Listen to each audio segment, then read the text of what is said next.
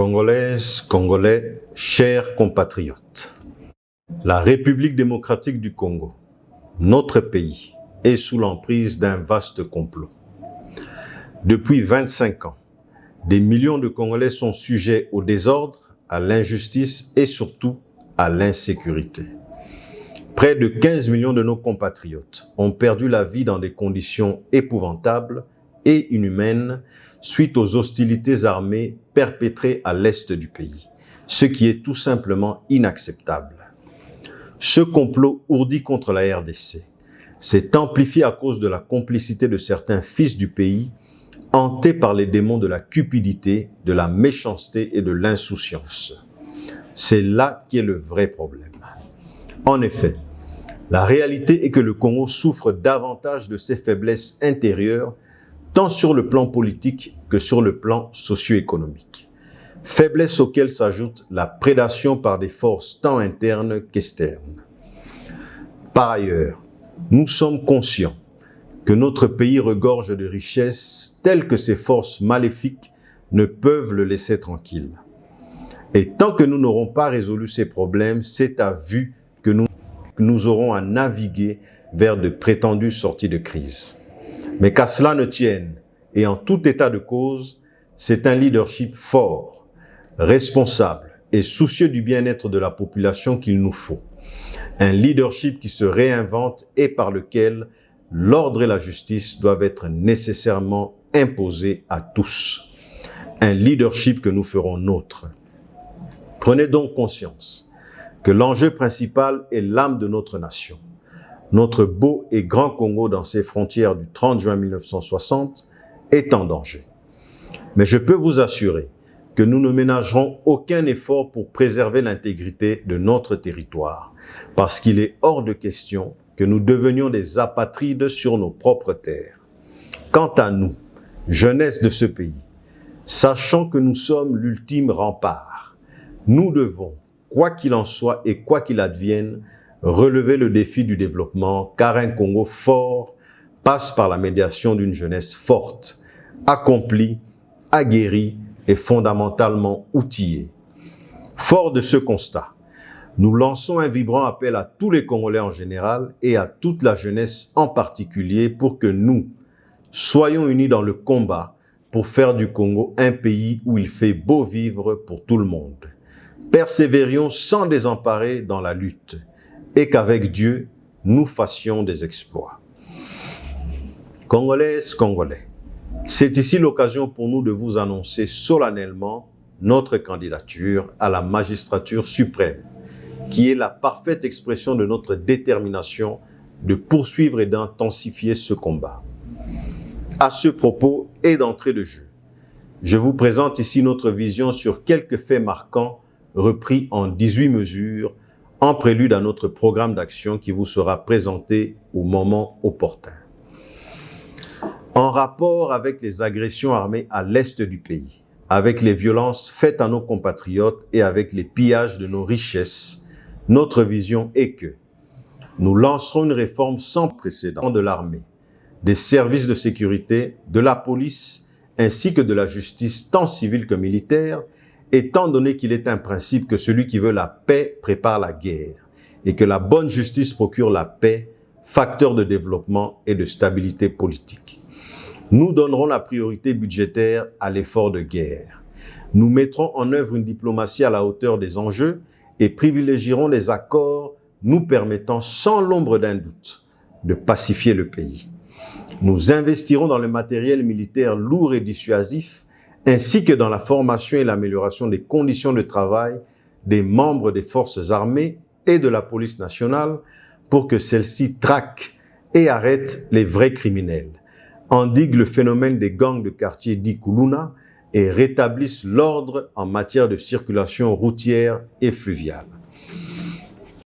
Concernant le détournement des deniers publics, la déviation des missions de l'État ainsi que les extravagances politiciennes, nous supprimerons de nombreux avantages, de manière à réduire dans des proportions équitables et rationnelles les émoluments de la classe politique. Entendez, parlementaires, ministres et dans les mêmes proportions la dotation du président de la République. Et par la même occasion, nous mettrons fin avec sanctions à l'appui au système des rétrocommissions, fin aux invisibles indécents et fin aux extorsions de fonds que se voient imposer en toute impunité les investisseurs de bonne foi et qui, pour la plupart, rebroussent chemin avec leurs investissements au détriment de l'économie congolaise. Et nous garantirons leurs investissements. Nous allons réduire la taille et le format du gouvernement et supprimer les structures non performantes, car ils constituent un gouffre pour les ressources publiques. Nous allons d'entrée de jeu prioriser la réforme du système de santé, la promotion des projets agroalimentaires ainsi que la promotion des projets éducatifs et d'encadrement de la jeunesse en lieu et place des dépenses futiles et assurerons la transparence dans la gestion des finances publiques. Nous allons rétablir une véritable administration publique dépolitisée et revenir à la territoriale des non-originaires. Nous ferons faire des audits par des organismes de renommée internationale, éprouvés en matière de gestion, ce qui constituera un verrou essentiel à la malversation financière. S'agissant de la morosité socio-économique que nous vivons aujourd'hui, nous allons promouvoir le génie congolais, lui donner toute sa place pour une production locale des biens et services de première nécessité, en quantité et en qualité, afin de lutter contre l'inflation, l'instabilité des prix et la vie chère. Nous lèverons jusqu'à 250 milliards de dollars en investissement pour investir entre autres dans les infrastructures, l'énergie, les transports et voies de communication, ainsi que dans les industries stratégiques avec à la clé le transfert de technologie. Nous allons renforcer parmi tant d'autres les capacités de l'Office national de l'emploi pour faire de la lutte contre le chômage notre cheval de bataille sur le plan économique, car tous les Congolais doivent se mettre au travail pour contribuer à l'essor du pays. Nous allons viabiliser économiquement les milieux ruraux les plus reculés en leur apportant infrastructures de base, formation et emploi. Nous mettrons en place un fonds et par la suite une banque du peuple qui octroiera aux Congolais qui rempliront les conditions des prêts plafonnés pour usage personnel à 0% de taux d'intérêt. Nous assisterons les commerces à avoir accès à un fonds de démarrage et mettrons en place un moratoire sur les frais de constitution d'une société privée, sur les taxes sur le bénéfice pour les entreprises dans les secteurs non stratégiques, ainsi que sur les contrôles qu'effectuent les agents percepteurs de taxes.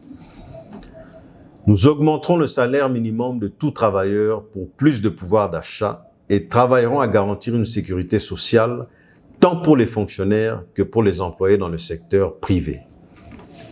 Nous donnerons des subventions et garantirons le financement des agriculteurs indépendants ainsi que des petites et moyennes entreprises dans le secteur agricole à des taux préférentiels, et ce dans le cadre d'une politique de lutte contre la sous-production ainsi que la malnutrition.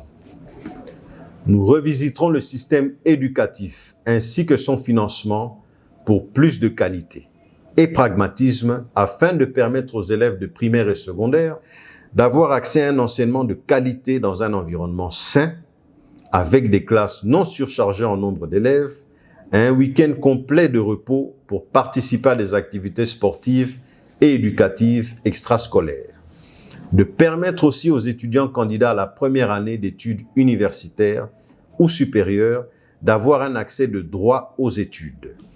De permettre à tous les étudiants d'avoir des facilités de financement des frais académiques et de permettre enfin aux enseignants, professeurs d'université et instituts supérieurs d'être rémunérés à la hauteur de la tâche et d'être sécurisés socialement. Congolaises, Congolais, nous avons toutes les capacités de relever le défi d'un Congo d'une autre dimension où le rêve devient réalité. Engageons-nous et que Dieu bénisse la République démocratique du Congo. Je vous remercie.